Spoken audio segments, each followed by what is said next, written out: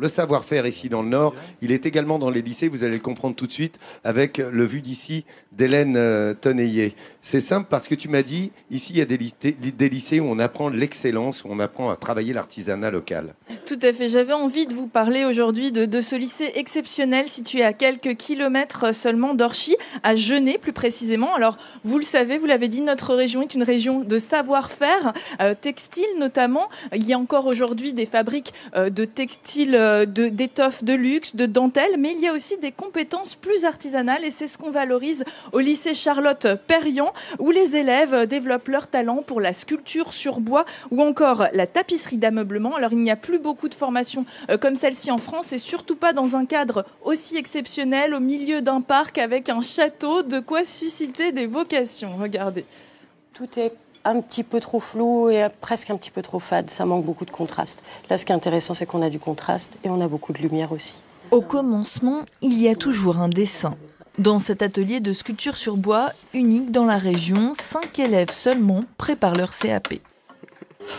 Faire attention ici, pas que j'aille trop loin. Notre point haut, en fait, ce point-là, il est déjà trop haut. Un travail exigeant qui demande de la patience et de la sensibilité.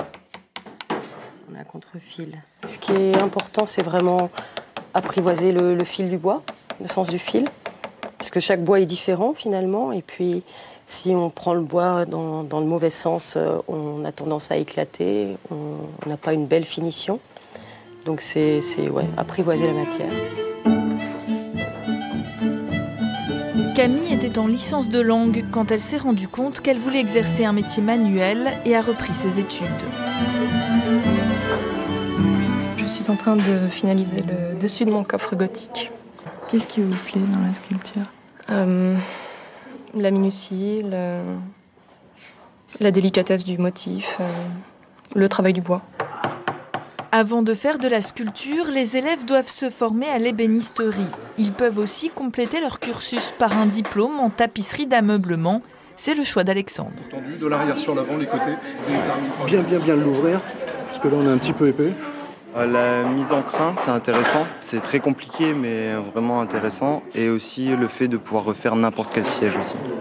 Ça, c'est vraiment quelque chose qui me plaît. Alors que là, on est vraiment sur Si on compte bon nombre d'adultes en reconversion dans ce cours, il y a aussi quelques adolescents. Arthur, 15 ans, est fier de perpétuer un ancien savoir-faire et pas effrayé du tout par les débouchés de sa formation. Après avoir mon bac pro, je voudrais bien passer mon diplôme d'histoire des arts, si je passe à l'école Boulle. Après, peut-être travailler dans une usine et peut-être dans quelques années, si j'ai l'argent, ouvrir mon petit atelier. L'établissement public forme à divers métiers d'art depuis les années 50. Planté au milieu d'un grand parc verdoyant, il offre un véritable havre de paix qui semble inspirer les artistes en herbe. Alors regardez leur travail, ils nous l'ont amené. Les élèves de cette formation nous ont fait le plaisir de venir avec leurs professeurs. Je vous propose de les applaudir, ils sont juste derrière moi. Ouah ! La foule en délire, regardez, bravo.